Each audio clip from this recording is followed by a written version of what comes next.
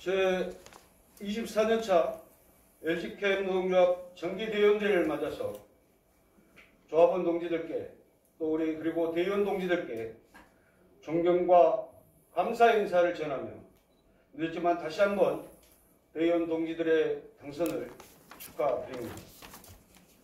그리고 앞으로 우리 동지들께서 함께 힘찬 투쟁 함께 하시기를 기대하겠습니다.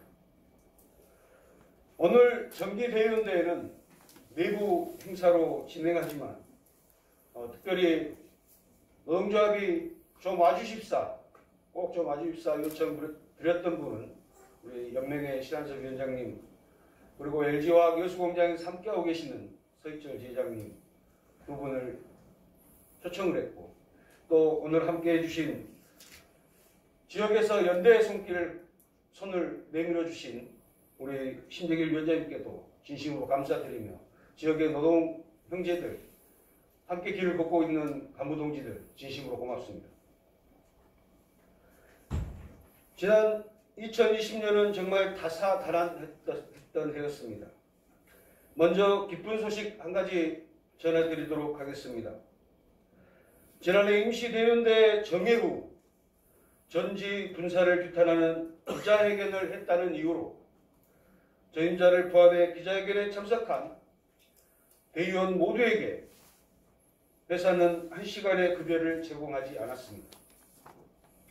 어제 전남지방노동위원회 심판회의에 광주 전남 노동상담소 신명근 노무사와 함께 회의에 참석하였고, 저녁 8시 중앙노동위원회로부터 전남 2020 분호 102 주식회사 LG화학 부당노동행위 구제 신청권의 판정 결과는 인정입니다.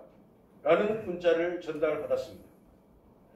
LG캠 노동조합이 승소했다는 것을 대의원 동지들께 보고드립니다. 판결문이 나와봐야 알겠지만 노동조합의 정당한 조합활동을 인정하는 사필 규정의 결정이라 생각합니다. 함께 박수 한번 치시죠.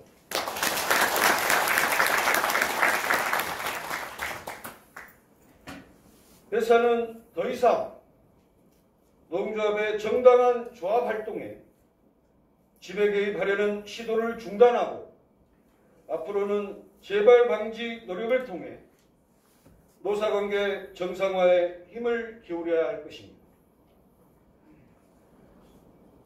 한참 노동자 활동에 탄력을 받아 힘있게 투쟁해 나가야 할 임기 2년차의 시작부터 코로나19로 인하여 대한민국 노동의 시기는 뒷걸음치고 말았습니다. LG캠 노동조합뿐만 아니라 민주노총과 화성연맹조차도 사회적 거리두기로 인하여 집회 한 번 제대로 조직할 수 없는 상황에 놓였습니다. 자본과 정권은 모든 것을 코로나19 하나로 노동자들을 몰아세우고 있습니다. LG캠 노동조합의 투쟁 또한 전임자 중심 또는 상무집행위원 중심으로 할 수밖에 없었고, 현장 방문 등의 활동 또한 보수적일 수밖에 없는 아쉬움 가득한 한 해였습니다. 심지어 생각만 해도 아찔한 NCC 공장 화재 사고는 너무나 뼈아픕니다. 유일하게 이 안을 삼을 것이라고는 짧은 순간에 공장을 안전하게 셧다운하고 인명피해 없이 화재 현장을 빠져나왔다는 것뿐입니다. 공장을 다시 정비한 후 스타트업하는 과정은 참으로 위대한 노동자들의 힘을 확인했습니다. 시커멓게 그을린 모든 설비와 집기들이 새로 들어섰고, 디스에스오차 없는 장치 공장의 현장을 발품 팔아서 다시 안정적인 공장으로 돌리기 위한 준비에 박차를 가했습니다.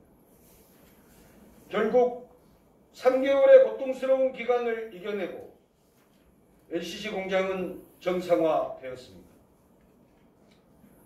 LCC 공장 정상화를 위해 혼연일체의 모습을 보여주신 조합원 동지들과 관계자 여러분의 노고를 치합니다.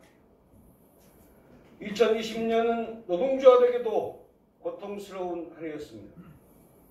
지난 세월 LG화학에서 석유화학 사업부는 LG화학을 키워온 중추적인 역할을 해왔습니다.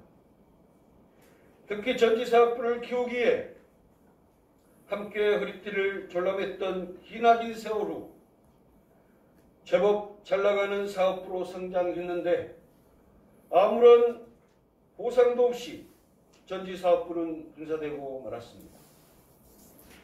실망 가득한 조합원의 분노는 노동조합에게 더 분발하라며 따끔한 채찍질도 보내주셨습니다. 그렇게 2020년이 마무리되었지만 과연 LG에너지솔루션의 이수는 이대로 마무리되었을까요? 여전히 2021년에도 진행형이 될 것입니다.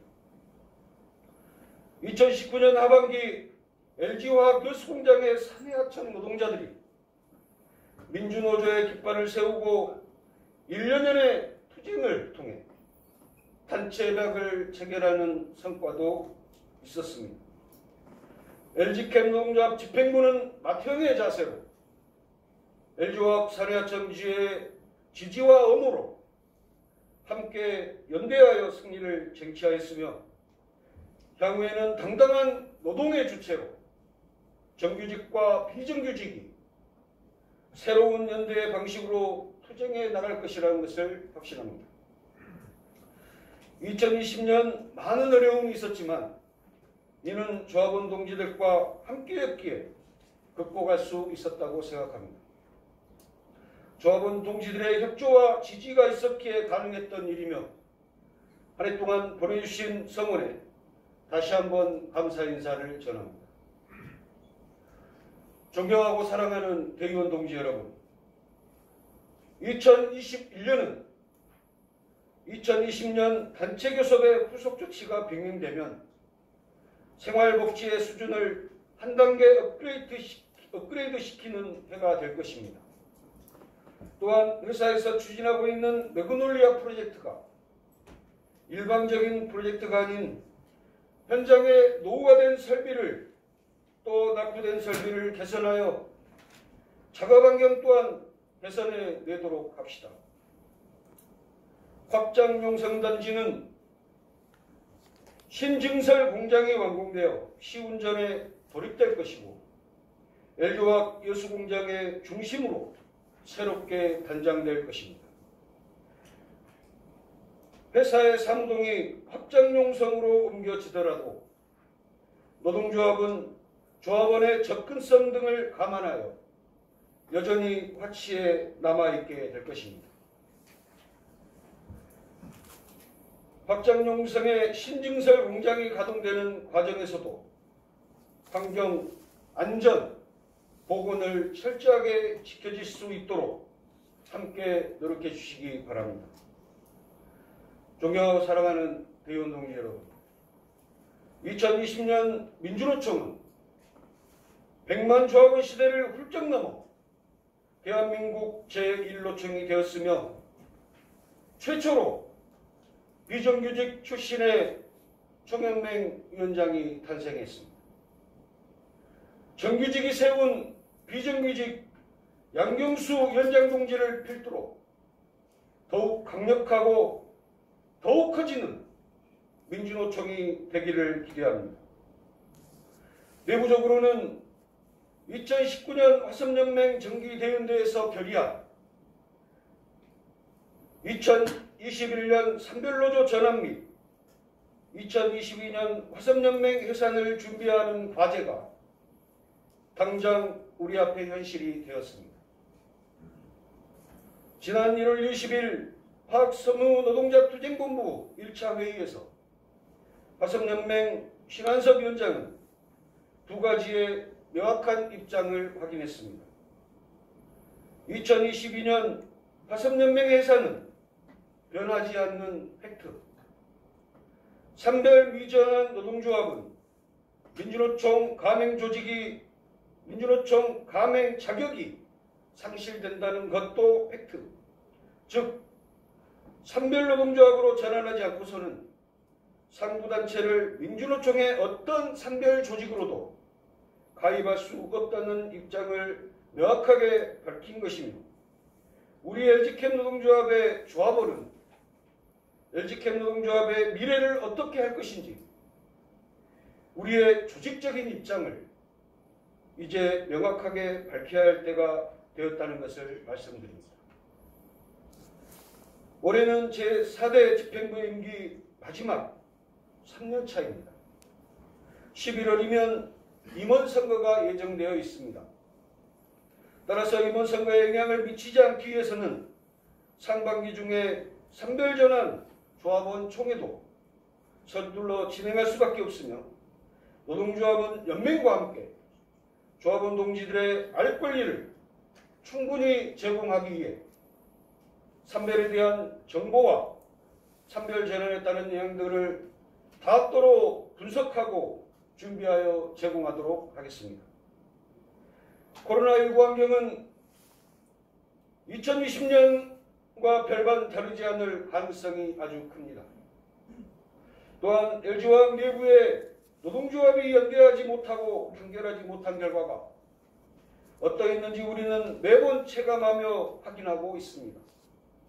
따라서 4대 집행부 임기 마지막을 후회 없는 시간으로 만들 것입니다. 지금 당장은 아닐지라도 LG화학 간의 노동조합의 분열을 산별 교섭으로 뛰어넘는 날이 올 것이라 확신합니다. 그러나 미래의 희망과 2021년 현실을 반영한 당장의 처방은 또 다른 별도의 고민과 검토가 있어야 될 것이라고 봅니다. 2020년 코로나19의 어려운 환경 속에서도 LG캠 노동조합 조합원의 저력을 요감없이 발휘해 주셨던 것처럼 2021년 지도부와 함께 힘차게 투쟁해 주시리라 믿습니다. 볼 수도 만질 수도 없는 것이 사람의 마음이지만, 동지들 한 사람 한 사람을 움직일 수 있는 것은 진실한 마음뿐이라 생각합니다. 마지막 임기 동지들을 향한 존경과 감사의 마음을 가슴에 안고 진군하겠습니다. 2021년 LG캠 노동조합 조합원 동지들의 건성을 기원합니다. 투쟁!